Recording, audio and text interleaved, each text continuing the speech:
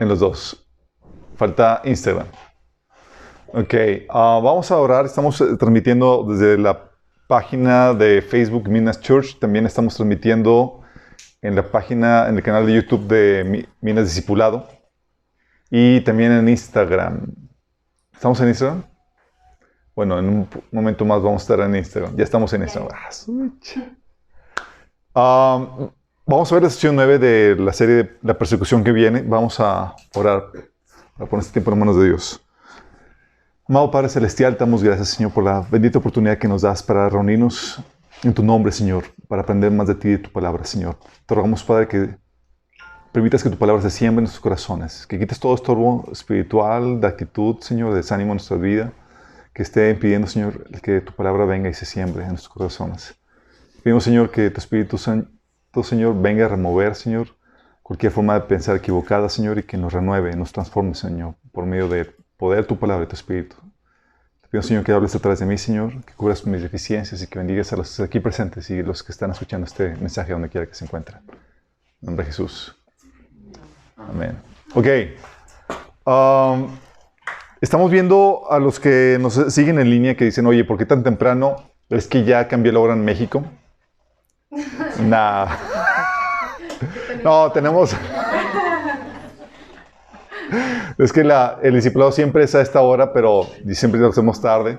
No, tampoco. No, tenemos hoy nuestra posada y para que no nos desvelemos tanto. Ternurita. Sí, no queremos que nos pase lo de Tíquico, entonces comenzamos ahí un poco más temprano. Vamos a ver la sesión 9. Hemos estado viendo el tema de la persecución que viene y hemos estado platicando acerca de cómo la persecución ha sido una advertencia que siempre ha estado metida juntamente con el Evangelio. Se comparte el Evangelio, se comparte, prepárate porque viene persecución por ser cristiano. Lamentablemente esa advertencia se dejó de añadir al Evangelio. Ahorita se comparte el Evangelio y se te promete gloria, honra, inmortalidad en esta etapa, en la que viene. Pero vimos por qué debemos estar dispuestos a sufrir por fe cristiana, porque está en juego tu alma, no tu comodidad, sino el destino eterno de tu alma. Jesús decía que ¿de qué te sirve ganar el mundo entero y perder tu alma? Y el Señor te invitaba a estar dispuesto a dar tu vida por su causa, por el Evangelio. Es una advertencia que ayudaba a los creyentes a mantenerse firmes bajo terrible oposición. De hecho, preparó a la siguiente generación.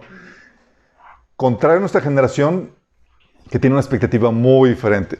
¿Qué se nos promete ahorita cuando te entregas a Cristo?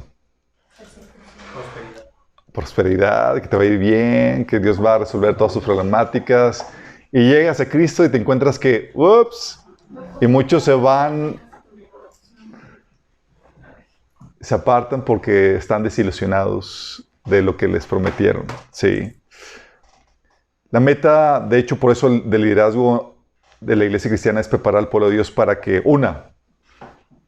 no sufra por causa de su pecado, porque puede haber sufrimiento por tu ignorancia, tu necedad, tu pecaminosidad. La idea es quitar ese tipo de sufrimiento y prepararte para que sufras por el Evangelio exitosamente, es decir, que no desistas, que no cedas a la fe.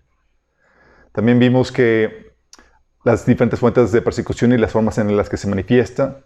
Vimos los tiempos en los que estamos. Vimos que previo al rapto hay un periodo de tiempo que se llama tiempos peligrosos. Después del rapto comienza el principio de dolores, y luego la tribulación, y luego la gran tribulación para desencadenarse en la venida de Cristo. Y esos tiempos peligrosos habíamos platicado que está caracterizada por la persecución. Una persecución encaminada a la gran persecución que se va a avecinar después de que la iglesia parte. De hecho, vimos ejemplos de cómo ya esto está comenzando. Sí, vimos todos los ejemplos. De hecho, hay tantas noticias que están sucediendo hoy en día de cómo va avanzando la persecución a los cristianos y a la fe cristiana, cómo las legislaciones están poniéndose para ahora sí perseguir a los cristianos de forma frontal. ¿Sí? Me gustaría platicarles aún más porque han surgido varias noticias recientemente, pero ahorita no hay tiempo para eso. También conocimos los derechos que tenemos, que son dados por Dios. Tenemos que saber qué Dios nos ha concedido y qué no. ¿Sí? También vimos la ética dentro de la persecución, cuándo es correcto poner la otra mejilla, cuándo defenderte, cuándo huir, cuándo desobedecer, cuándo incluso mentir. Y vimos qué onda con eso. Todo eso es parte, habían platicado de la persecución dura, que muchos esperan, pero pocos se preparan de la persecución suave, que es la presión de este mundo. Que primero va a tratar de convertirte, hacerte a los suyos para que ya quitarte de ser perseguido. Porque la persecución va a ser, dice la Biblia, a los que se mantienen fieles a la palabra de Dios y al testimonio de Cristo. Fieles a las Escrituras, en pocas palabras. Y si tú no te mantienes fiel y eres un cristiano nominal, pero pues has sido absorbido por la ideología de este mundo, tú no vas a ser perseguido. Tú la vas a librar en esta persecución, pero no para tu salvación eterna. ¿Sí? La libras ahorita, pero no la libras después. ¿Sale? Y más vale que estés de los perseguidos porque esos son los que van a ser salvos de la muerte eterna en el lago de fuego. También conocimos,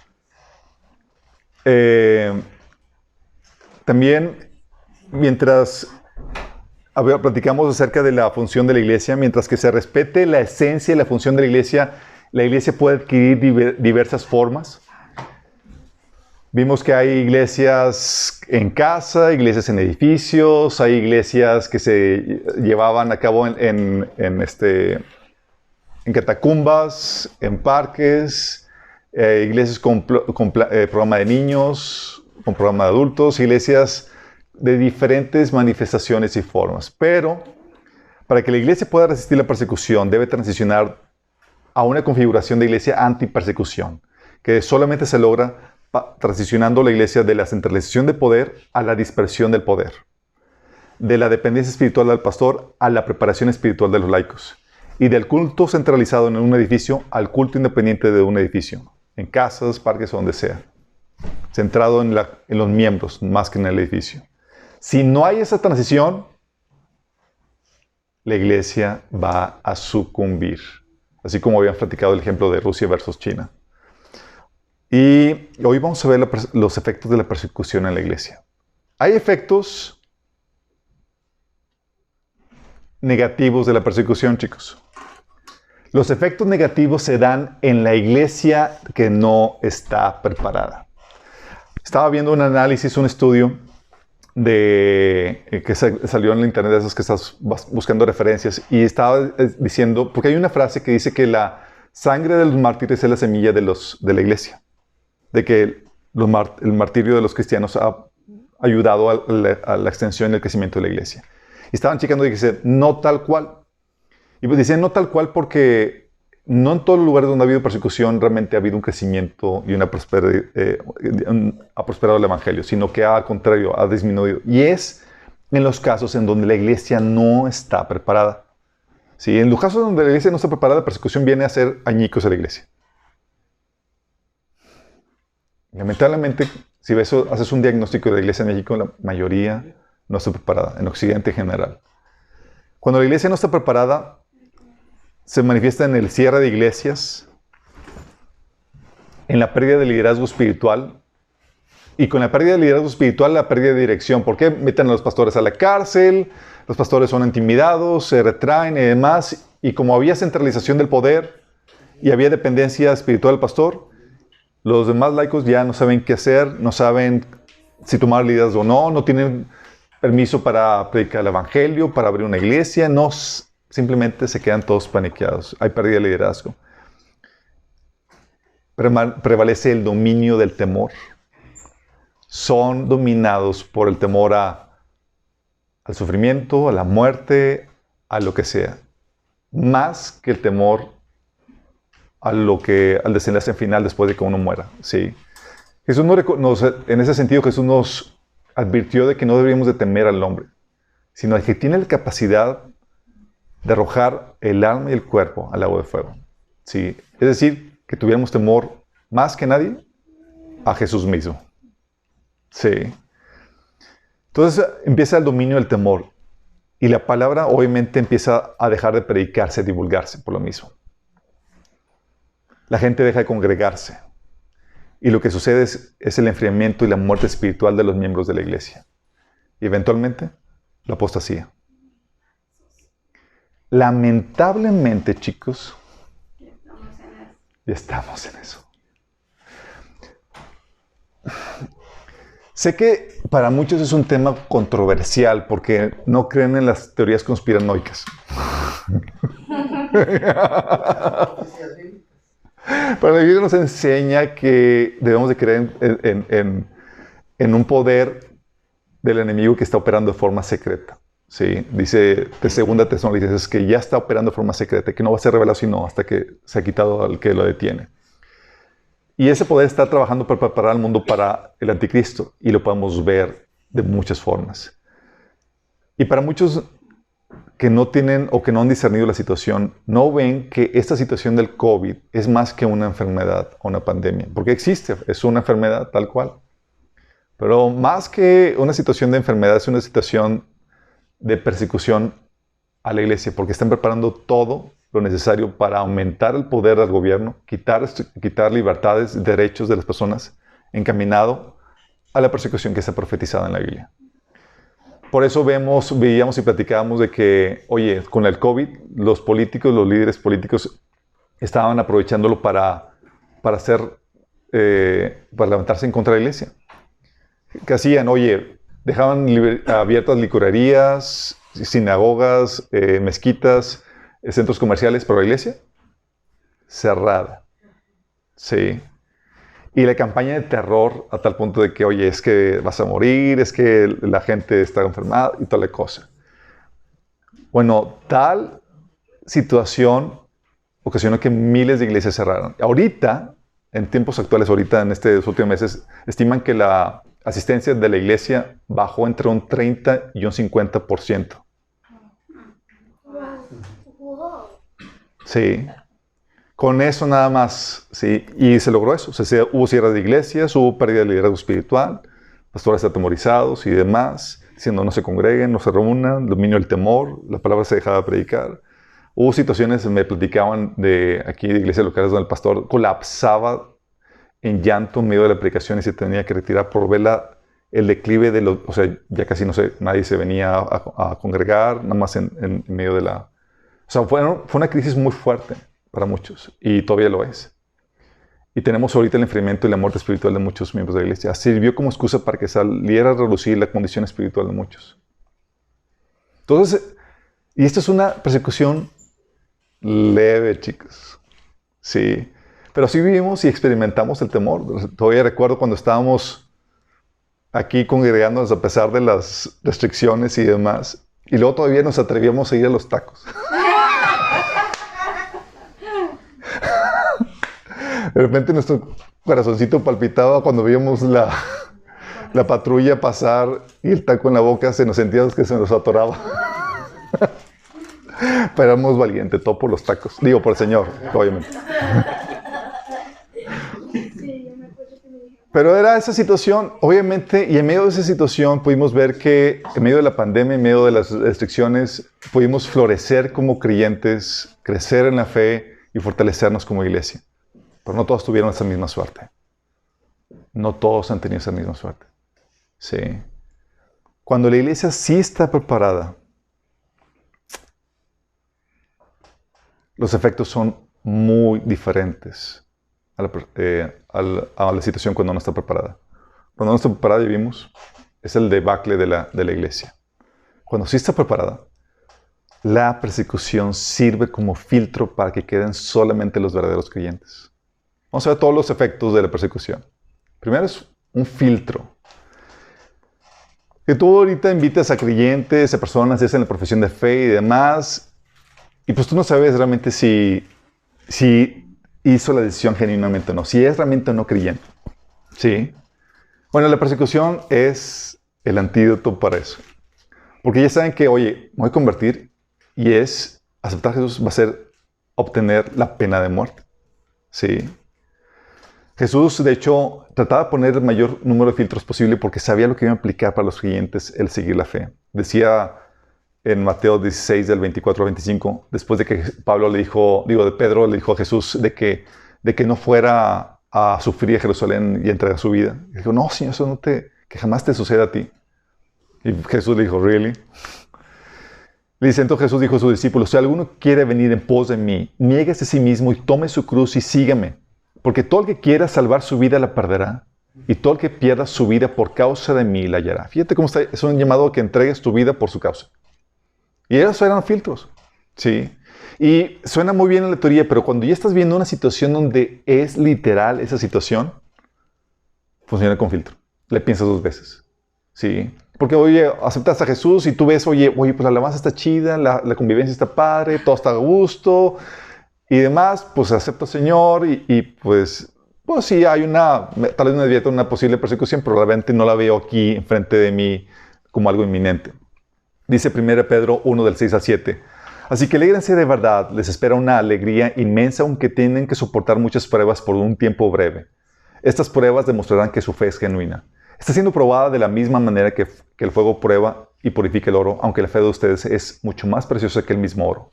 Entonces su fe, al permanecer firme en tantas pruebas, les traerá mucha alabanza, gloria y honra en el día que Jesucristo sea revelado a todo el mundo.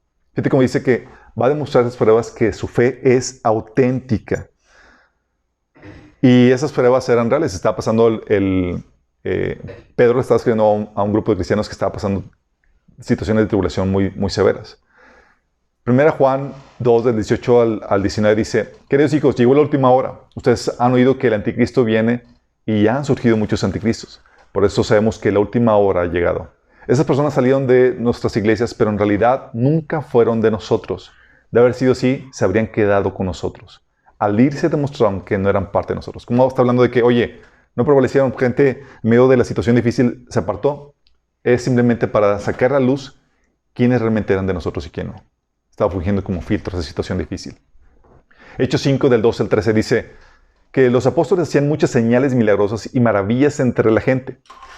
Hechos capítulo 5, chicos, viene todavía el contexto. Capítulo 4, los apóstoles eran perseguidos por los líderes judíos y los azotaron. Y en el capítulo 5 los vuelven a perseguir y los meten a la cárcel. Están en medio de la persecución y dice ahí que los apóstoles hacían muchas señales milagrosas y maravillas entre la gente y todos los creyentes se reunían con frecuencia en el templo, en el área conocida como el Pórtico de Salomón. Pero nadie más se atrevía a unirse a ellos. ¿Por qué crees? Era porque está muy padre, muy chido la convivencia y todo demás, pero si me uno, voy a ser del grupo de los perseguidos. Sí. Y era una situación donde filtro. Sí. Dice, nadie más se atrevía a unirse a ellos, aunque toda la gente los tenía en alta estima. Es como que sí, chido contigo, sí, padre, la fe y demás, simpatizo y me agrada, pero no el paso. Sí les ha pasado a gente que dicen que sí creen y saben que Jesús, el Evangelio es real y demás, pero dicen que no quieren aceptar a Jesús porque todavía no quieren arrepentirse de ciertas cosas. Bueno, es algo similar. Es como que sí sé que eso es verdad, pero no estoy dispuesto a entrarle todavía al costo. No quiero pagar, exactamente. No quiero pagar el precio que implica. Entonces funciona como un filtro.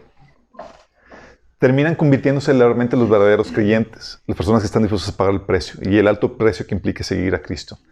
Ha habido episodios que narran en la iglesia rusa y demás donde simulaban persecución, porque obviamente ante una iglesia perseguida tenía que asegurar que todos los presentes fueran creyentes, ¿sí? Porque pues cualquiera te podía delatar. Entonces, situaciones donde se bautizaban y después del bautismo entraban personas con metralletas y demás para decirles que iban a morir todos los creyentes en Jesús, pero darles la oportunidad de que los que negaran a Jesús iban a vivir. Y entre los bautizados, pues, se respingaban algunos.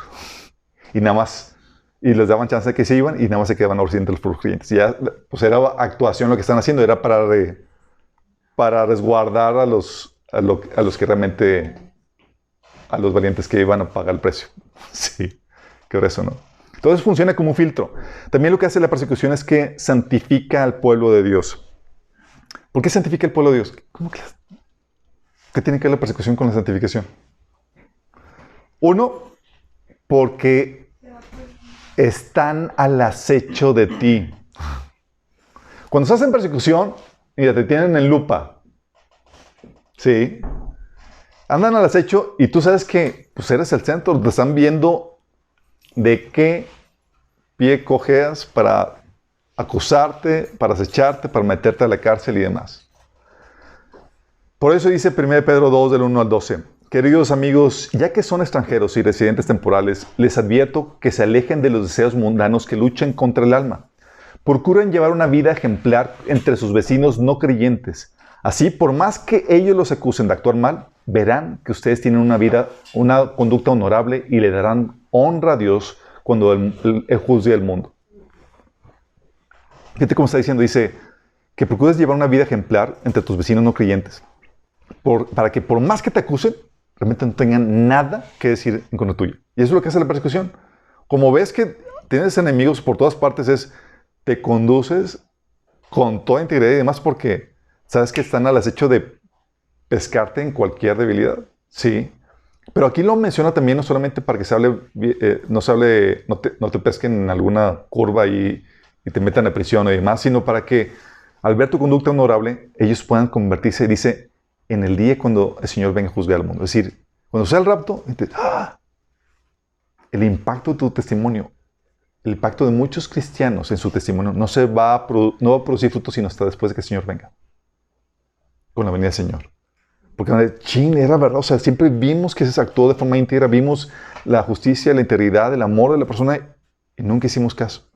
Sí. Dice 1 Pedro 2, del 15 al 17, la voluntad de Dios es que la vida honorable de ustedes haga callar a la gente ignorante que los acusa sin fundamento alguno. Fíjate, pues ustedes son libres, pero a la vez son esclavos de Dios, así que no usen su libertad como una excusa para hacer el mal. Respeten a todos, amen a la familia de creyentes, temen a Dios y respeten al Rey. Fíjate.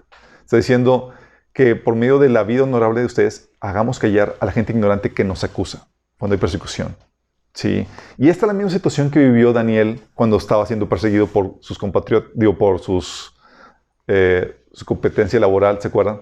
Dice en Daniel 6, del 1 al 5, que Darío el Meda decidió dividir el reino en 120 provincias y nombró un alto funcionario para gobernar cada provincia.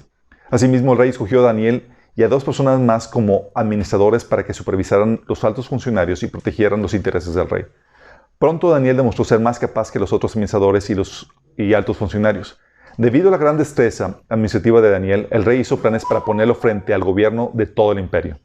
Entonces los demás administradores y altos funcionarios comenzaron a buscar alguna falta en la manera en que Daniel conducía los asuntos de gobierno, pero no encontraron nada que pudieran criticar o condenar. Era fiel, siempre responsable y totalmente digno de confianza. ¿Te imaginas? No, pues con esa situación, cuando ves que tienes enemigos rodeándote, sabes que tienes que hacer todo bien como debe ser. Dice, finalmente llegaron a la siguiente conclusión. Nuestra única posibilidad de encontrar algún motivo para acusar a Daniel será en relación a las normas de su religión. ¿Por qué? Porque no encontramos a nada más. Entonces, esa situación de acecho te lleva a ponerte bien. Porque si no, o sea, no puedes... Sabes que te van a tratar de acusar, te van a tratar de hacer daño si te desvías y haces algo que no es íntegro. Pero también porque la persecución lo que hace es que te quita los ojos de este mundo. Porque te despoja de las cosas de este mundo. Y tu único consuelo es las cosas de arriba. Dice 1 Juan 2, del 15 al 16, no amen a este mundo ni las cosas que les ofrece. Porque cuando aman al mundo no tienen el amor del Padre en ustedes.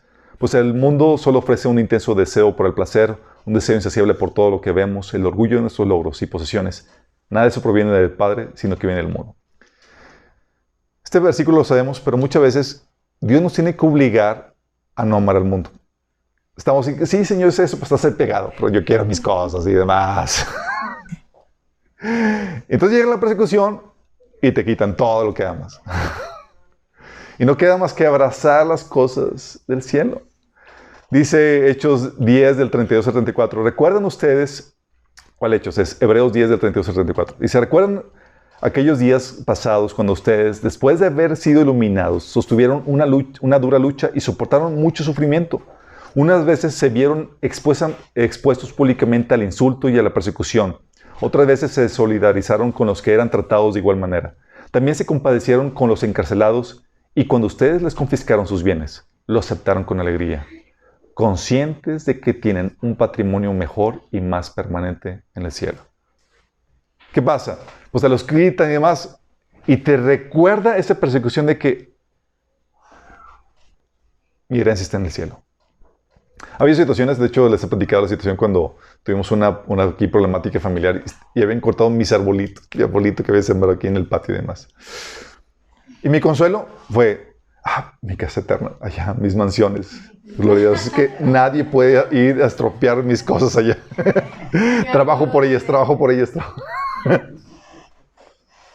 De hecho dice Colosenses 3, del 1 al 3, ya que han resucitado con Cristo, busquen las cosas de arriba, donde está Cristo sentado a la derecha de Dios. Concentren su atención en las cosas de arriba, no en las de la tierra. Pues ustedes han muerto y su vida está escondida con Cristo en Dios. Y es a esto que Jesús decía en Mateo 6, del 19 al 21, no acumulen para sí tesoros en la tierra, donde la polilla y el óxido destruyen y donde los ladrones se meten a robar. Ha habido situaciones donde te robaron algo y te roban así algo como, che. Sí. Son pequeños recordatorios de Dios donde, hey, tu mirada no aquí, tu mirada allá. Sí. Más bien acumulen para sí tesoros en el cielo donde la polilla y el óxido carcomen ni los ladrones se meten a robar. Porque donde está tu tesoro, ahí está también tu corazón. Y eso es la situación. Cuando viene la persecución, viene a refinar eso porque viene a poner tu corazón realmente en las cosas eternas. Es la única manera que puedes sobrevivir con alegría la persecución. Cuando no, estás todavía arraigado aquí. ¿Cómo vas? En vez de decir, victoria, venciendo al Señor, sufriendo por Cristo y tú estás, no, pues me pasó esto y toda, sí, bien luce. ¿Por qué? Porque todavía tienes tu corazón en las cosas de este mundo. Y el Señor dice, hey, te estoy refinando y te obliga a poner cosas en la mirada en el cielo. Entonces, ¿qué hace? Te santifica. Sí, te lleva a estar en los niveles espirituales en el cielo. También lo que hace es que aumenta tu gloria eterna. La persecución aumenta la gloria eterna. Sí, chicos, es un honor. Dice la Biblia en 1 Pedro 1:7 que estas pruebas demostrarán que su fe es auténtica. Está siendo probada de la misma manera que el fuego prueba y purifica el oro. Aunque la fe de ustedes es mucho más preciosa que el mismo oro. Entonces su fe, al permanecer firme en tantas pruebas, les traerá mucha alabanza, gloria y honra en el día que Jesucristo se ha revelado a todo el mundo. ¿Qué dice entonces? Oye, si paso exitosamente las pruebas que pasa conmigo, va a traerte alabanza, gloria y honra en el día que Jesucristo se ha revelado al mundo. El día que Jesús venga por nosotros. ¿Qué es lo que sucede, chicos? Y es aquí donde algunos me van a preguntar, oye, las situaciones y las luchas personales que tengo, las crisis emocionales, las perturbaciones, los conflictos familiares y más, ¿van a traer gloria? Traen gloria. Y tal vez tú no fuiste enviado a China o a Irak, a esos países, no fuiste llamado a hacer grandes así obras de riesgo y de sufrimiento y demás, pero esas cosas son las que vienen a añadirte gloria. Y Dios en su misericordia permite que vengas a probar algo de sufrimiento para que puedas tener algo de gloria cuando Él venga. ¿Sí? Qué triste donde, pues ¿cómo te pasa cristiano? Pues súper bien, nunca sufrí por Cristo, nunca le pasó nada, todo bien, todo chévere. Y llega el Señor y es como que, pues sin pena y sin gloria. ¿Sí? Dice 2 Corintios 4, de 16 al 18. Por tanto, no nos desanimamos, al contrario, aunque por fuera nos vamos desgastando, por dentro nos vamos renovando día tras día, pues los sufrimientos ligeros y efímeros que ahora padecemos producen una gloria eterna que vale muchísimo más que todo sufrimiento. ¿Tú crees que Pablo sufrió? Se la vio bien, Cani. Y platicando con una hermana le decía, hermana, es que dice que son sufrimientos ligeros. Pablo, no es cierto, estaba mintiendo porque estaba viendo eso. Estos sufrimientos no son ligeros, Dios. Pero déjame decirte que Pablo tuvo la fortuna de ir al tercer cielo y vio cosas inimaginables. Entonces él pudo contrastar su sufrimiento con esa gloria. Y dice, son efímeros, son nada. Y nos da una perspectiva de lo que realmente es. Y compara la vida de Pablo con la tuya. O sea, no se compara. ¿sí? Tú no has sido azotado, tú no has pasado por naufragios, tú no te has quedado sin hambre, tú no has vivido las situaciones que ha vivido él en ese sentido, ¿sí? Y él en ese sufrimiento que él padecía por causa del Señor, decía, es un ligero sufrimiento comparado con la gloria eterna que vale muchísimo más que todo sufrimiento. Dice así que no nos fijamos en lo visible, sino en lo invisible, ya que lo que se ve es pasajero, mientras que lo que no se ve es eterno. ¿Qué es eso, no? Entonces, ¿qué hace el Señor? Dice, oye, tú estás teniendo la posibilidad de sufrir una pizca en ese tiempo. El Señor lo que hace es que te da una razón por la cual alegrarte, porque le está añadiendo gloria a tu eternidad. Qué genial, ¿no? ¿Y qué vale? Más, tu comodidad presente o tu gloria eterna. Y lo sabemos, pero en la hora de la hora se nos olvida. O sea, en vez de decir, oye, gozosos de la prueba, estamos ahí. No. Sí, bravo. Dice Pablo en 2 Timoteo 2:12, si sufrimos, también reinaremos con él. Si le negáremos, él también nos negará. ¿Cómo está hablando de que, el consuelo, si sufres, vas a reinar con él, va a traer gloria a ese sufrimiento? Lucas 22, del 28 al 29, Jesús decía, ustedes que han estado conmigo en mis tiempos de prueba, en sus sufrimientos, así como mi Padre me concedió un reino, yo ahora les concedo el derecho de comer y beber en mi mesa, en mi reino. Y se sentarán sobre tronos y juzgarán.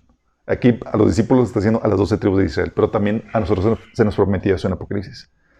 Fíjate cómo está diciendo, ustedes que han pasado, se la han visto difícil conmigo, en mis sufrimientos y demás, y en un reino para ustedes, se van a sentar en mi mesa y van a reinar. No, pues estamos hablando de cosas bien chidas, entonces, va.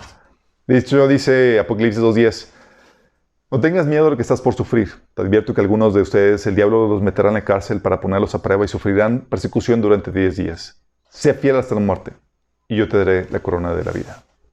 Sí. Entonces, aumenta nuestra gloria eterna. También lo que hace la persecución, chicos, es que desarrolla liderazgo. Por necesidad. La necesidad nos obliga a tomar responsabilidad. Sí. Hay situaciones donde, oye, por la persecución, y es algo que hacía Pablo. Pablo lo que hacía era, fundaba una iglesia y demás, y lo perseguían y se tenía que ir huyendo a otra iglesia. Y era, pues, no dejé a líderes, pues, vamos a poner a quemarropa a algunos líderes, y los tenía que desarrollar, chicos. Sí. De hecho, Pablo le decía a Tito 1:5, dice, te dejé en Creta para que pusieras en orden lo que quedaba por hacer. Porque si era Pablo, llegaba, predicaba y venía la persecución y vámonos a otro lugar. Sí, pero ya aceptaron al Señor. Sí. Sí, para que pusieras en orden lo que quedaba por hacer y en cada pueblo nombraras ancianos de la iglesia, de acuerdo con las instrucciones que te di. ¿Por qué no Pablo? Entonces, había la necesidad de desarrollar liderazgo porque Pablo ya no estaba. Sí. Era necesario que la gente tomara el liderazgo. En Hechos 8 del 4-6 y versículo 12, te habla de cómo Felipe empezó a asumir y a tomar liderazgo en su labor evangelística. Dice que los que habían sido dispersados predicaban la palabra donde quiera que iban. Felipe bajó a una ciudad de Samaria y les anunciaba al Mesías. Al oír a Felipe y ver las señales milagrosas que realizaba, mucha gente se reunía y todos prestaban atención a su mensaje. Cuando creyeron a Felipe, que les anunciaba las buenas nuevas del reino de Dios y el nombre de Jesucristo, tanto hombres como mujeres se bautizaron. Fíjate lo que está pasando. Llegas a un lugar, a Felipe aquí, y dice, nadie conoce aquí el evangelio, pero yo soy un diácono, ¿qué puedo hacer? Pues que tomó el liderazgo de la iglesia de Samaria. No había más que entrarle al quite. Se desarrolló el liderazgo y pasó Felipe del diácono a Felipe el evangelista. Sí, y fundó estas iglesias. En Hechos 11, del 19 al 24, te encuentras que dice que los que habían sido dispersados a causa de la persecución que se desató en el caso de Esteban, llegaron hasta Fenicia, Chipre y Antioquía sin anunciar el mensaje excepto a los judíos. Sin embargo, había entre ellos algunas personas de Chipre y de Cirene que al llegar a Antioquía comenzaron a hablarles también a los de habla griega, anunciándoles las buenas nuevas acerca del Señor Jesús. Fíjate, gente, cristianos sin nombre, que tomaron el liderazgo y la responsabilidad de compartir el evangelio y fundaron la iglesia de Antioquía. A tal punto, dice, que el poder del Señor estaba con ellos y un gran número de creyentes se convirtió al Señor. La noticia de estos sucesos llegó a oídos de la iglesia de Jerusalén y mandaron a Bernabé a Antioquía. Cuando él llegó y vio las evidencias de la gracia de Dios, se alegró y animó a todos a hacerse el firme propósito de permanecer fieles al Señor. Pues era un hombre bueno, lleno del Espíritu Santo y de fe, y un gran número de personas aceptó al Señor. Fíjate que viene esto. Llega este Bernabé y encuentra una iglesia formada por quién sabe quién. Gente cristiana tomó liderazgo, no sabemos nombres ni nada, fundó la iglesia de Antioquía, estructuró y estaban reuniéndose al punto que llega Bernabé ¿y esta iglesia de dónde salió? Pues aquel tipo nos compartió y este tipo nos está juntando y más, imagínate, tomando liderazgo. Y es lo que sucede con eso, chicos. De hecho, la mayoría de en tiempo de persecución, muchas veces los pastores pasan a hacerse a un lado en ese sentido. Son los principales centros de ataque, tanto por el gobierno o los grupos que persiguen, o tanto por el enemigo. Entonces, muchas veces colapsan o los encarcelan o los matan y demás, y surge la necesidad de que alguien más se haga cargo y tome responsabilidad. O se empiezan a dispersar y veas que no hay nadie que conozca el Evangelio en el lugar a donde huiste. Y tú eres el único que conoce la salvación. Y empieza a desarrollarse el liderazgo por necesidad. Entonces es lo que hace la persecución, desarrolla el liderazgo. Entonces es que yo nunca quise ser pastor. Y nada, el Señor te pone, órale. Por la necesidad. También lo que hace la persecución, y fíjate, todo esto es en la iglesia que sí está preparada, chicos. También hace que la palabra se multiplique. Sí. Como ya viste, oye, empieza la persecución y como todos están preparados, a donde quiera que van los cristianos, llevan con ellos la palabra. Sí. Como dice en Hechos 11, 19, 20, que acabamos de leer, que mientras que los creyentes fueron dispersados durante la persecución que hubo después de la muerte de Esteban, viajaron tan lejos como Fenicia, Chipre y Antioquía y predicaban la palabra de Dios, algunos a judíos y otros a todos. A donde quiera que iban ellos, llevaban consigo el mensaje de salvación. Y estaban tan bien preparados que sabían cómo compartir el evangelio, chicos. Por lo menos eso. Y los estaban tan bien preparados que los discipulaban. Acuérdate que a los primeros cristianos no los llamaban creyentes o no los llamaban cristianos, los llamaban ¿qué? Los del camino, perdón, les llamaban discípulos. Si eras creyente, era indispensablemente que eras discípulo, una persona que era adiestrada, que era encaminada en todas las enseñanzas de Jesús. Sí. De hecho, Pablo, hablando de esto, de cómo la persecución ayudaba a la extensión de la palabra, en Filipenses 1, del 12 al 14, dice Pablo, además, mis amados hermanos, quiero que sepan que todo lo que me ha sucedido, Pablo estaba en la cárcel cuando escribió esta carta, estaba en la cárcel. Dice, además, mis amados hermanos, quiero que sepan que todo lo que me ha sucedido en este lugar ha servido para difundir la buena noticia, el Evangelio. Pues cada persona aquí, incluida toda la guardia del palacio, sabe que estoy encadenado por causa de Cristo. Y dado que estoy preso, la mayoría de los creyentes de este lugar han aumentado su confianza y anuncian con valentía el mensaje de Dios sin temor. Oye, ¿veían toda la situación? Y primero Pablo llevaba el evangelio donde quiera que iba. Y al ver cómo los otros más cristianos, cómo Pablo está sufriendo por el evangelio, se animaban de valor y también empezaban a compartir. Porque eso es lo que hace la persecución. En la iglesia que está preparada, hace que el evangelio explote. Que la palabra se difunda aún más. Porque ya no solamente la gente depende del pastor que esté predicando. Ahora Dios te utiliza a ti donde quiera que estás. Sí, empieza a llevarte a que tomes ese liderazgo. También lo que hace el evangelio, la persecución, chicos, es que inevitablemente desarrolla la valentía.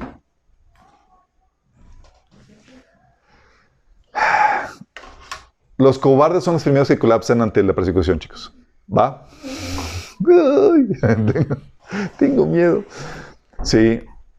En todo caso de persecución, el ejercicio de la valentía es vital. Vital. Sí.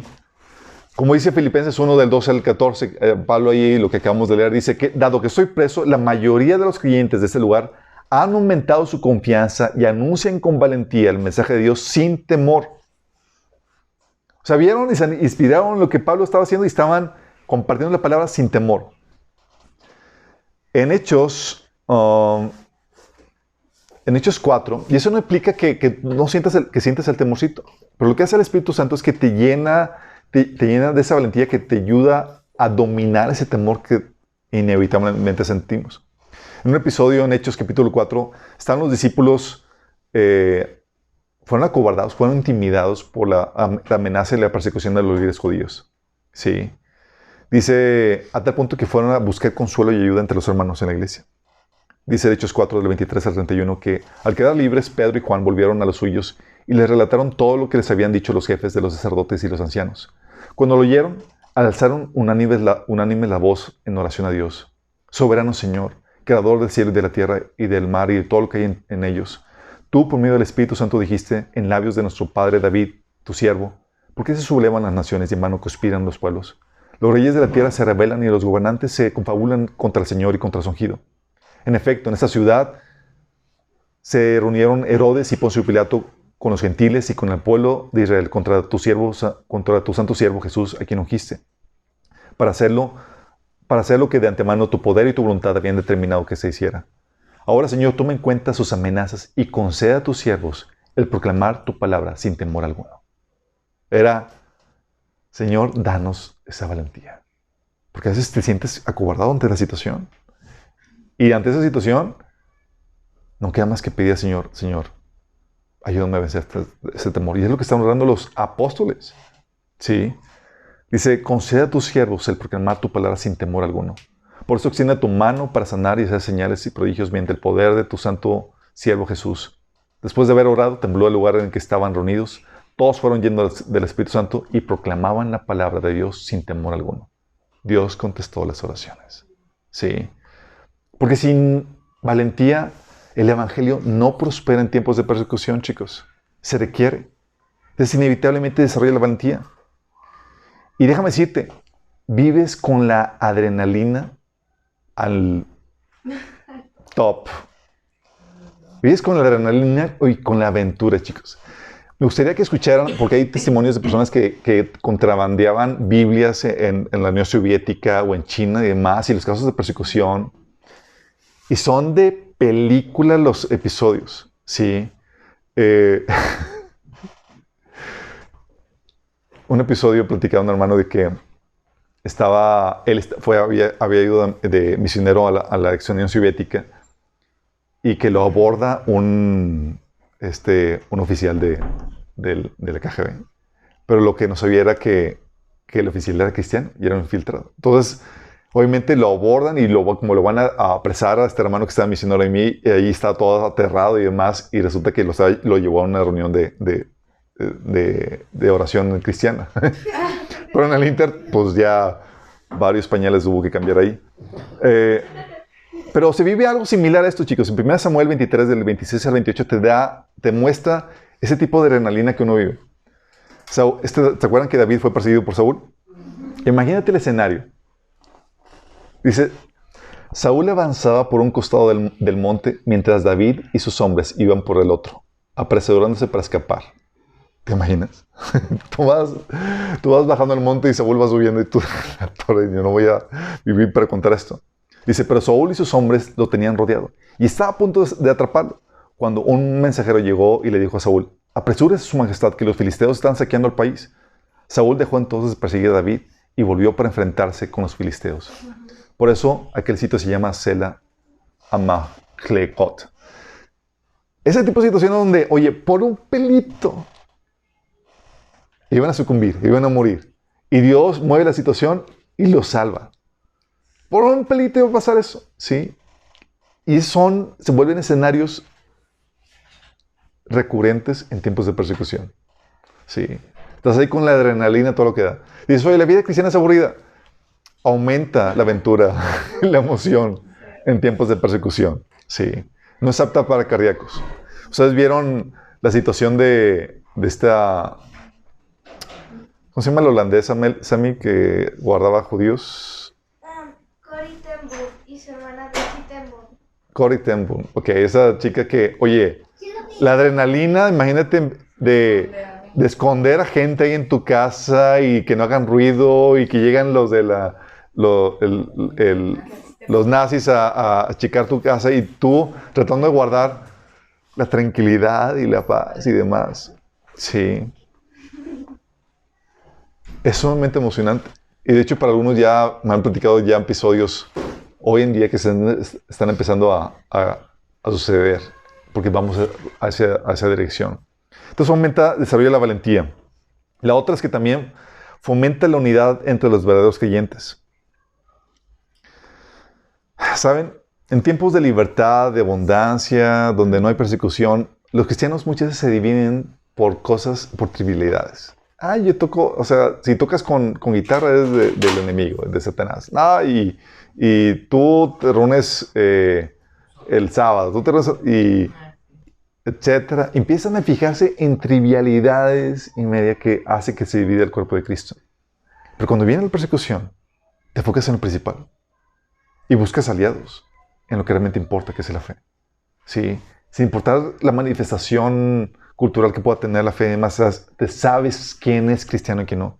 Y lleva a que te unas con los verdaderos creyentes. Y por eso puse aquí, fomenta la unidad entre los verdaderos creyentes.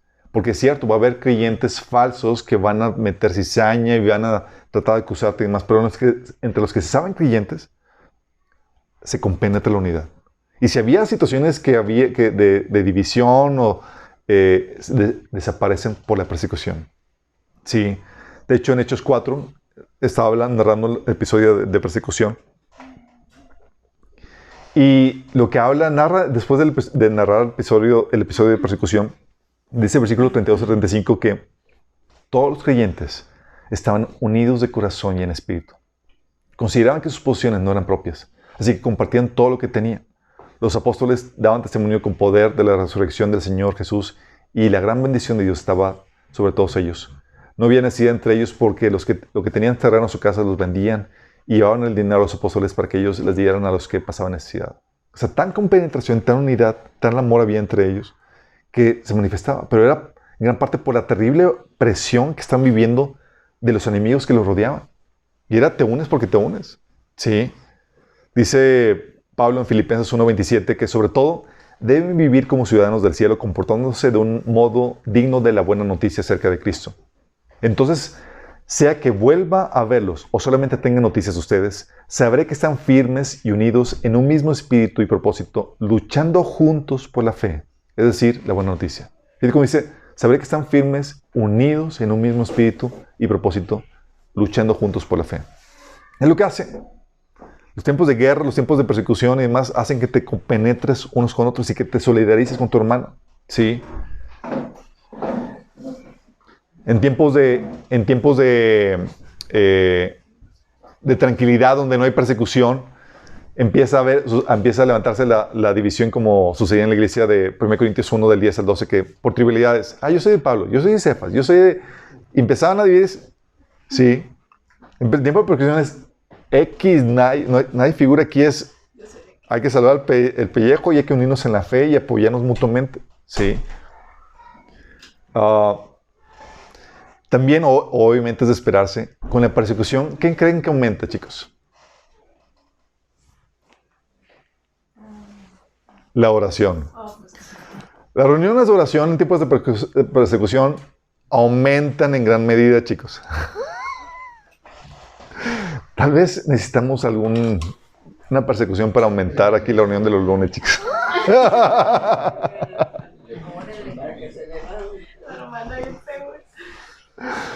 ¿Por qué? Por la terrible necesidad, chicos. Es donde buscas al Señor. Señor, guárdanos, Señor, protégenos, Señor, protégenos. Es apremiante la oración. ¿Te acuerdas cuando dice en Hechos 4, del 23 al 24, el episodio cuando Pedro y Juan fueron encarcelados? Habían sido azotados por causa del Evangelio. Y otro episodio, es lo que dice, en Hechos 4, del 23 al 24, dice, al quedar libres, Pedro y Juan volvieron a los suyos y le relataron todo lo que les había dicho los jefes y los sacerdotes y los ancianos. Cuando lo oyeron, alzaron unánime las voces en oración. O sea, ¿por qué hasta la persecución era? Vamos a orar juntos para fortalecernos. Sí. En otro episodio, Herodes había metido a la cárcel a Pedro. Y fíjate cómo reaccionó la iglesia. En Hechos 12, del 13 al 12, dice, cuando Herodes vio, cuando Herodes vio cuánto esto le agradó al pueblo judío, que habían metido a Santiago a la cárcel, habían matado a Santiago, dice, también arrestó a Pedro. Esto sucedió durante la celebración de la Pascua. Después lo metió en la cárcel y lo puso bajo la vigilancia de cuatro escuadrones de 4 soldados cada uno. Herodes tenía pensado llevar a Pedro a juicio público después de la Pascua. Pero mientras Pedro estaba en la cárcel, la iglesia oraba fervientemente por él. Había necesidad, chicos. Sí. Y la persecución te lleva a reconocer la necesidad de la oración como nunca antes. Por diferentes situaciones. Líderes encarcelados, provisión, resguardo, protección, el apoyarnos, el buscar la presencia de Dios juntos. ¡Wow! Te lleva a eso. Pedro fue liberado. ¿Se acuerdan? El ángel desapareció, lo liberó y Pedro pensó que estaba viendo una visión. Pero dice que Pedro volvió en sí. Y dice, de veras es cierto, dijo, el Señor envió a su ángel y me salvó de Herodes, de los líderes judíos de lo que tenían pensado hacerme. Cuando se dio cuenta de esto, fue a la casa de María, la madre de Juan, donde muchos se habían reunido para orar. ¿Alguien sabe a qué horas sucedió eso? Fue en la noche, tipo madrugada, chicos. Sí, fue en medianoche. ¿Y la iglesia que estaba? Orando. Sí. Y déjame decirte, ¿por qué en la noche reunirse, chicos? Haz que la velada de oración y toda la cosa. No es porque hay un poder especial de orar en la noche. Algunos piensan. Digo, si piensas que hay un poder especial, bien por ti, mientras que ores, chido. Sí. Pero no hay un poder especial. Se reúnen en la noche por la persecución, chicos. Sí, mientras que la gente está dormida, vamos a reunirnos a orar y que la gente no se entere ni nada. Sí. Y estaban en la noche todos reunidos orando, intercediendo. Es lo que pasa con la persecución. Te hace así la necesidad de orar. Sí. También lo que hace la persecución es que hace que se derrame la presencia de Dios más fuerte. En inspiración, en gracia y en poder. Hace que el invocar y experimentar la presencia de Dios se vuelva aún más fuerte del normal. Con inspiración. Fíjate la promesa de Jesús en Mateo 10, del 17 al 20. Dice, tengan cuidado con la gente. Los entregarán a los tribunales y los azotarán en las sinagogas.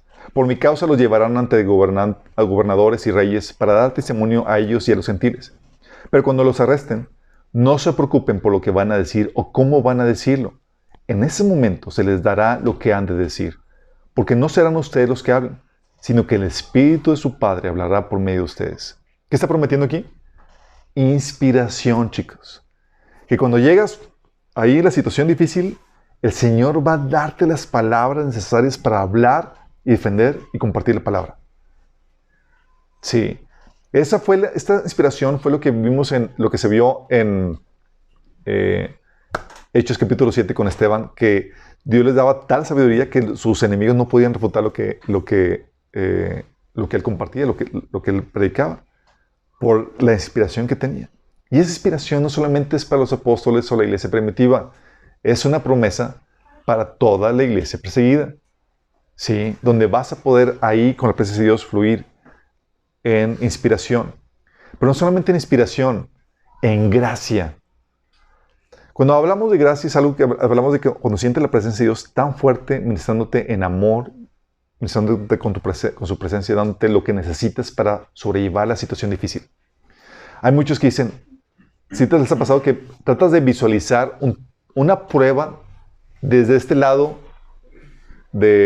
antes de la prueba, cuando todo está tranquilo y demás, dices, si pasara esta prueba, no, sería muy difícil. Déjame decirte, planear una prueba o planear cómo vas a reaccionar a una prueba sin estar ahí es complejo, y más cuando no sabes cómo Dios opera en medio de la prueba. Porque cuando hay una situación difícil, lo que hace Dios es que llegue con su presencia y viene a mitigar temores, a darte paz, a hacer que sea tolerable la situación difícil que estás viviendo. Sí. No son uno, son muchos los testimonios de personas, de cristianos, que en los momentos más difíciles fue cuando más fuerte experimentaban la presencia de Dios en sus vidas. Sí. Personas que decían que estaban en la ex Unión Soviética y les quebraban las piernas y demás, decía, en medio de esa situación es cuando más fuerte sentía la presencia de Dios que me llenaba, me satisfacía. Por eso se cumple lo que dice la palabra en 2 Corintios 12, del 9 al 10. Que decía Pablo, ¿se acuerdan con el aguijón en la carne? Que dice, Señor, quítamelo. Y dice que oró 3 veces. Y él me dijo, dice Pablo, mi gracia es todo lo que necesitas. Mi poder actúa mejor en la debilidad. Así que ahora me alegra jactarme en mis debilidades, porque el poder de Cristo puede actuar a través de mí. Es por eso que me deleito en mis debilidades, en insultos, privaciones, persecuciones y dificultades que sufro por Cristo. Pues cuando soy débil, entonces soy fuerte. ¿Qué está diciendo? Oye, Pablo ya encontró la técnica aquí. Dice, oye, en momentos en persecuciones, privaciones, dificultades, ¿qué pasa? Es cuando ya sabía Pablo la técnica. Decía, en esos momentos tan difíciles es cuando llega la presencia de Dios. Y me fortalecía. ¿Si han visto... ¿Hay algún matachina?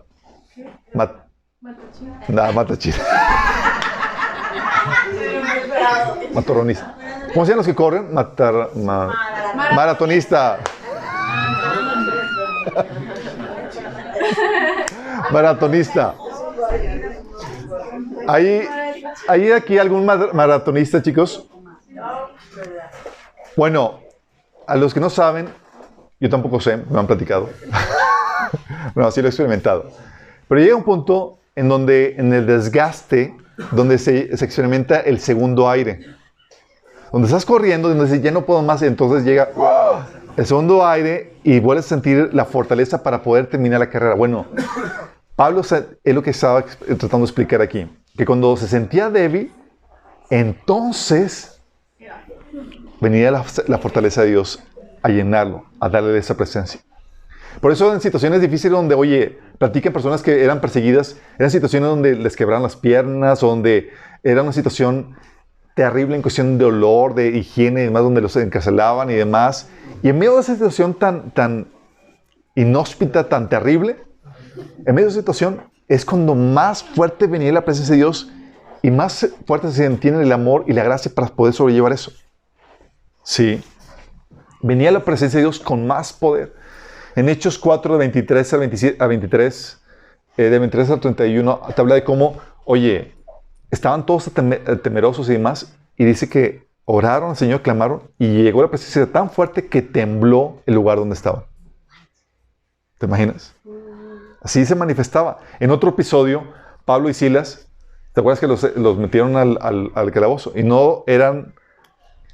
Si ahorita las cárceles de aquí son feas, los calabozos de aquel entonces, chicos, eran lo más terrible que te puedas imaginar. Sí. Dice a eso de la medianoche, Pablo y Silas se pusieron a orar y a cantar himnos a Dios, y los otros presos lo escuchaban. Pablo ya sabía cómo detonar la presencia de Dios en el lugar donde fuera. Se ve que la alabanza y la oración iba a traer la presencia de Dios. Y la trajo, ¿de qué forma? Si estaban ahí orando y clamando al Señor, y decían, oye, pues vamos a hacer aquí, vamos a hacer un lugar santo para la presencia de Dios, para que descienda. Vamos a orar, vamos a alabar al Señor. ¿Sabe? Y la presencia de Dios llegó como un temblor. Exactamente. Dice, de repente se produjo un terremoto tan fuerte que la cárcel se estremeció hasta sus cimientos. Al instante se abrieron todas las puertas y los presos se les soltaron las cadenas. ¡Qué fuerte! Sí. Es lo que sucede. Se derrama la presencia de Dios más fuerte, chicos. La experimentas. ¿Por qué? Porque lo requieres más que nunca. Acuérdate que el poder de Dios se perfecciona en la debilidad. Cuando en tiempos de estrés, de angustia, de persecución, de sufrimiento, viene la presencia de Dios más fuerte. La gracia de Dios más fuerte. También lo que sucede con la persecución es que hay otra cosa que aumenta. ¿Qué se les ocurre, chicos? Los diezmos, claro.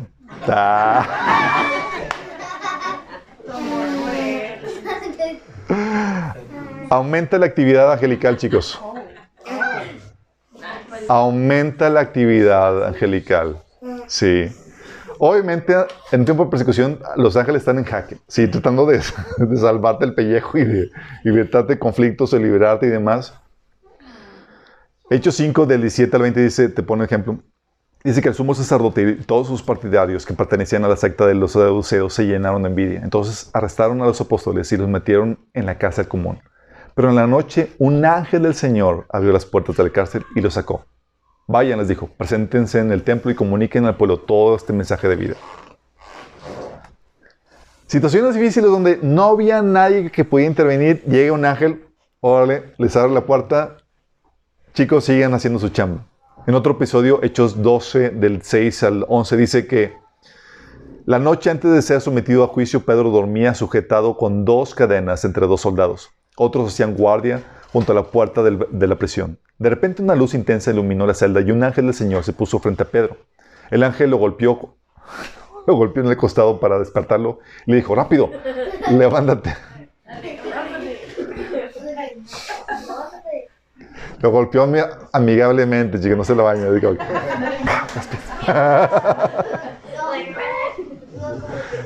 Dice, levántate. Dice, y las cadenas cayeron en sus muñecas. Después el ángel le dijo, vístete y ponte las sandalias. Pedro lo hizo y el ángel le ordenó, ahora ponte tu abrigo y sígueme. Así que Pedro salió de la celda y siguió al ángel, pero todo el tiempo pensaba que era una visión. No se daba cuenta de que en verdad eso estaba sucediendo. Pasaron el primer puesto de la guardia, luego el segundo, y llegaron a la puerta de hierro que llevaba a la ciudad. Y esta puerta se abrió por sí sola frente a ellos. De esta manera cruzaron la puerta y comenzaron a caminar por la calle. Y de pronto el ángel lo dejó. Finalmente Pedro volvió en sí. De veras, es cierto, dijo, el Señor envió su ángel y me salvó de Herodes y de lo que los líderes judíos tenían pensado hacerme. En otro episodio, Pablo, cuando estaba en un barco, ¿se acuerdan? Dice, estaba muy mal por la tormenta que vivían, que estaban experimentando. Pablo se puso a orar ahí en el barco. Y dice en Hechos 27, del 21 al 25, llevamos ya mucho tiempo sin comer, estaba abordando a la tripulación. Así que Pablo se puso en medio de todos y les dijo, señores, te lo dije, dice, debían haber seguido mi consejo y no haber zarpado de Creta. Así se habrían ahorrado este perjuicio y esta pérdida. Me imagino a Pablo así como que, ¿les digo o no les digo? Y se los dije, chicos. Pero ahora los exhorto a cobrar ánimo porque ninguno de ustedes perderá la vida, solo se perderá el barco. Anoche se me apareció un ángel del Dios a quien pertenezco y a quien sirvo. Y me dijo, no tengas miedo. Tienes que comparecer ante el emperador. Y Dios te ha concedido la vida de todos los que navegan contigo. Así que ánimo, señores. Confío en Dios en que sucederá tal como Él me dijo. Y ves la actividad angelical en muchos otros episodios, chicos. Daniel, con la fosa de leones. ¿Quién cerró la boca de los leones? El ángel. ¿Un ángel? Sí. ¿Quién se apareció con Sadrach, Mesach y Abednego en el horno de fuego? El ángel del Señor. ¿Quién es? Jesús. Sí. O sea, se desata la actividad angelical. Ya hay muchos testimonios de personas que en medio de situaciones así de persecución vieron el actuar de presencias angelicales. Y esto no es para que, entonces hay que orar a los ángeles para que nos ayuden. No. Nada de mi angelito de la guardia, me dio compañía. Nada de eso, chicos. Invocar a los ángeles, está prohibido que invoques a los ángeles. Solamente puedes, y a los muertos. Solamente puedes invocar al Señor. Porque si invocas a los ángeles, los únicos ángeles que tienen autonomía para responderte son demonios. Son los caídos. Exactamente. Entonces, prohibido eso. Esos ángeles son enviados por Dios a petición, incluso tuya, pero directamente a Dios. Jesús decía, le dijo a Pedro cuando quiso salvarlo, ¿se acuerdan que le destazó la oreja al guardia? Dijo, Pedro, ¿no sabes que yo podría pedirle al Señor una legión de ángeles y Él me la concedería? Y Pedro, ¿y qué estás esperando? Pero el Señor le dijo, ¿pero cómo se cumpliría todo lo que está escrito acerca de mí? Entonces sabía, Señor, cuándo pedir y cuándo no. Sí, qué impotente. Y, Señor, escribe cosas bonitas de mí, por favor. No, a veces, Señor, te saca de la cárcel y otras veces permite, así como Pablo que murió, estaba encarcelado y y salió de la cárcel no para su liberación, sino para su decapitación. ¿Sí? Entonces el Señor tiene determinados nuestros tiempos y sabe cuándo utilizar sus huestes angelicales para nuestra salvación y liberación y cuándo permitir nuestra partida. ¿Sí? ¿Qué esperamos? ¿Nuestra partida? Sí. Pero esperamos primero el rapto, mejor. También, otra cosa que aumenta con la persecución, chicos. A ver, ¿qué se les asegura que va a aumentar con la persecución? Ya dijimos las ofrendas, los diezmos. No, eso no aumenta. Ahorita. Aumenta la actividad literaria, chicos. Sí. ¿Por qué creen? No creas que en la cárcel hay muchas actividades que hacer. Pues sí. Así como que Pablo, así como, es que me tienen tan ocupado que no me dejan hacer nada. Tienes mucho tiempo disponible. Y tanto Pablo como, por ejemplo, o sea, la mayoría de los escritos de Pablo fueron escritos desde la cárcel. Efesios, yo pues, preso en el Señor, os ruego que andéis como es digno de la vocación con que fuiste llamado. Filipenses, y dado que estoy preso, la mayoría de los creyentes de este lugar han aumentado su confianza y yéndose con valentía el mensaje de Dios sin temor. Colosenses, orando también al mismo tiempo por nosotros, para que el Señor nos abra la puerta para la palabra a fin de dar a conocer el misterio de Cristo, por el cual también estoy preso.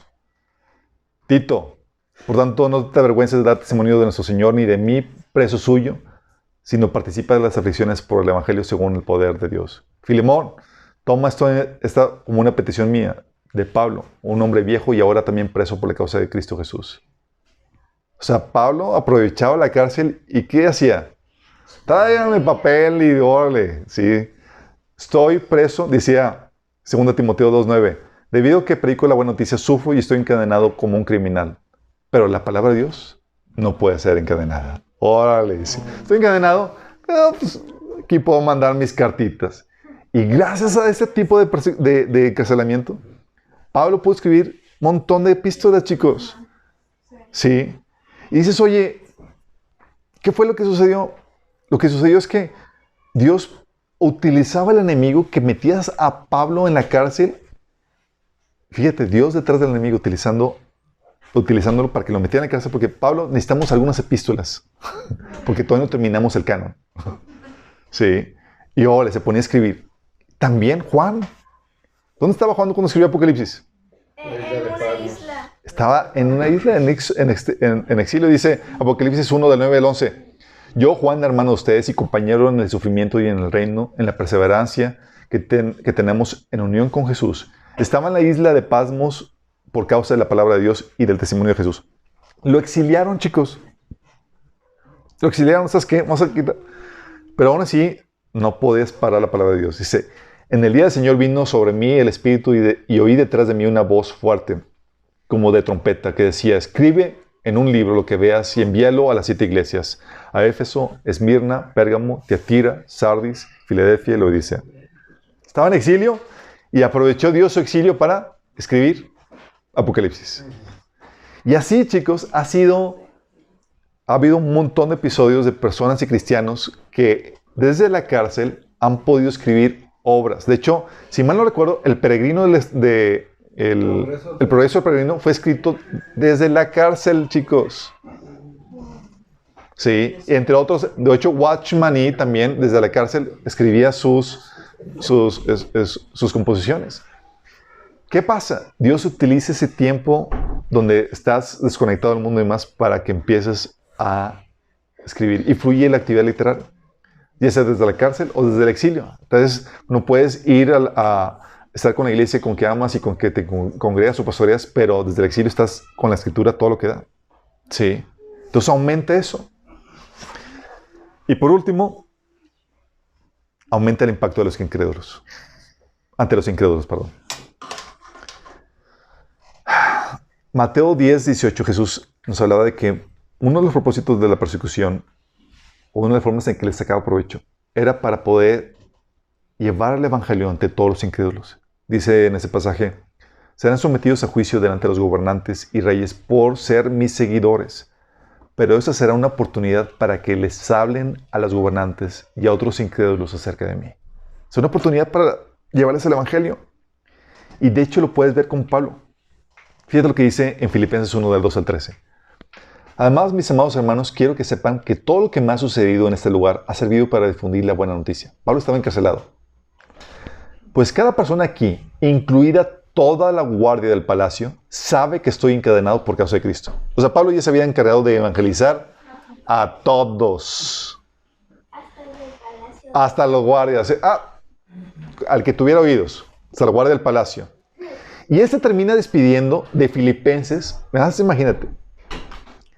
¿A quién evangelizó Pablo en la cárcel? Dice, a toda la guardia del palacio. Estaba en el palacio, chicos. Y fíjate qué logró en el capítulo 4, versículo 8. Dice, empieza a mandar sus saludos. Dice, los demás del pueblo de Dios también les envían saludos, en particular los de la casa de César. O sea, Pablo ya se había encargado de ganar conversos aún desde en la misma casa de César, chicos. ¿Qué pasa? ¿Se dan cuenta de que no había nada malo por el cual debería estar preso?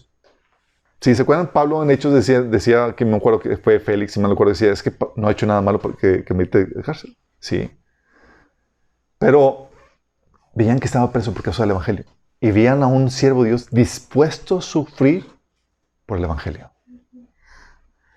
Y eso lleva a que la gente, el impacto del evangelio, sea más fuerte. Porque una cosa es que te escuchan a ti hablar del evangelio en una situación de comodidad, simpatía y demás. Y otra cosa es, ven que estás en una situación compleja y por causa del evangelio dices, oye, pues, ¿qué tan fuerte es este mensaje que valga la pena sufrir por causa de él? Y luego más, porque estás dispuesto a sufrir por él y luego si les haces ver a la gente que Dios te está enviando esa situación de sufrimiento para llevarles el evangelio a ellos. Situaciones, por ejemplo, donde platicaba un pastor de Cuba que fue encarcelado y estaba trabajando ahí en marchas forzadas y demás. Y él decía, y la gente se burlaba, entre sus compañeros presos decían, Señor no te salvó ni nada. Dice, no te equivoques. Dios me trajo aquí para traerte el evangelio a ti. Sí. Y era como que se quedaban impactados de que cómo Dios está dispuesto a hacer que un siervo suyo sufra para llevar el evangelio. Y eso hace que el impacto sea aún más fuerte que nada más el hablar del evangelio, chicos. Una cosa es, sí, el evangelio tiene un impacto por sí mismo porque el mensaje impacta por su contenido, pero también por el conducto puede llegar a impactar a esos niveles. Porque estás viendo que, órale, o sea, le da un nivel de importancia y eleva el evangelio a una condición que no se ve tan aparentemente. Porque dices, oye, ¿estás dispuesto a sufrir por causa de llevar el mensaje? ¿Qué tan importante debe ser el mensaje como para que estés dispuesto a sufrir por él? Por eso, chicos, en Cartago, África del Norte, el teólogo de la iglesia primitiva Tertuliano argumentó que la persecución verdaderamente fortalece a la iglesia.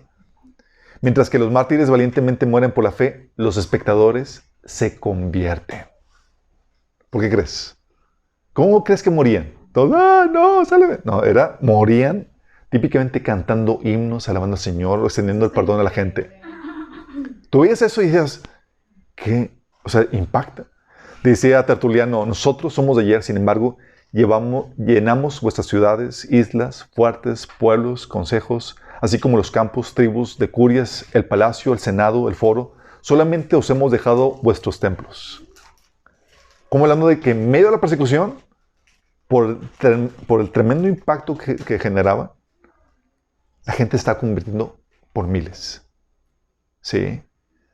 Por eso el cantante y escritor de música cristiana Stevie Green acuñó esta frase de la sangre de los mártires es la semilla de la iglesia. E hizo este dicho el coro de uno de sus cantos que se llama Los Fieles o The Faithful, como un poema en honor a los cristianos perseguidos. Por eso también durante la Inquisición, ¿saben qué tenían que hacer ¿A qué tuvieron que llegar los inquisidores cuando mataban a los cristianos? Tenían que cortarles la garganta primero antes de quemarlos. Porque cuando los quemaban y demás estaban cantando himnos, alabando al Señor. Y el impacto era tan fuerte que la audiencia se convertía. Entonces los cortaban la garganta para que no hablaran o los mataban antes de quemarlos. Para evitar publicidad del Evangelio. Por el impacto tan fuerte que llegaba a ser. ¿Te imaginas? El impacto de los creyentes es tan fuerte que tú lo puedes ver cuando mueren bien, chicos, no cobardados, ni que, no. Digo, cuando mueren en el Señor como debe ser. En Marcos 15, 39 te da un ejemplo de esto. ¿Te acuerdas cuando el centurión que estaba frente a Jesús, al oír el grito de Jesús y ver cómo murió, dijo, verdaderamente este hombre era el Hijo de Dios? O sea, al ver cómo murió Jesús, trajo la conversión de este centurión. Y así miles se convertían, chicos. Porque cuando ven tu estado, ven tu estilo de vida íntegro, lleno de amor, perdonador, porque, o sea, fíjate, el centurión vio toda la crucifixión, de repente escucha que dice, Padre, perdónalos porque no saben lo que hacen. O sea, ¿qué onda? Sí. Y luego orando al Padre y demás, y ve todo y dices, realmente estoy elegido de Dios. O sea, ven tu estado, tu condición amorosa, íntegra y más, y dicen, oye, luego ven el mensaje y que estás dispuesto a morir por él, y ven la paz con la que mueres y el amor con el que mueres. Wow. La gente se conmociona y llega a convertirse a Cristo. Pero esto sucede con los cristianos o con la iglesia que sí está preparada. Cristianos que no están preparados, al contrario, andan negando a Cristo, temerosos y demás, y con una iglesia colapsada. Nuestra oración es que seamos de estos que producen todo este fruto. Sí, valientes. Que podamos ser esta iglesia que explota exponencialmente para llevar el Evangelio a más gente. Que cuando el enemigo quiere venir a perseguirlos, nada más imagínate, qué tan frustrado estaba el enemigo que por más persecución que hacía contra los creyentes, estos en vez de disminuir, aumentaban. A tal punto que el enemigo tuvo que cambiar la estrategia. Si no puedo contra ellos, me uno a ellos. Y lo que hizo fue, como no puedo contra los cristianos, pues mejor me uno a ellos. Hizo una aberración que ya sabemos. Y lo que no hicieron 300 años de persecución, lo pudo lograr Satanás cuando unió el imperio con la iglesia cristiana.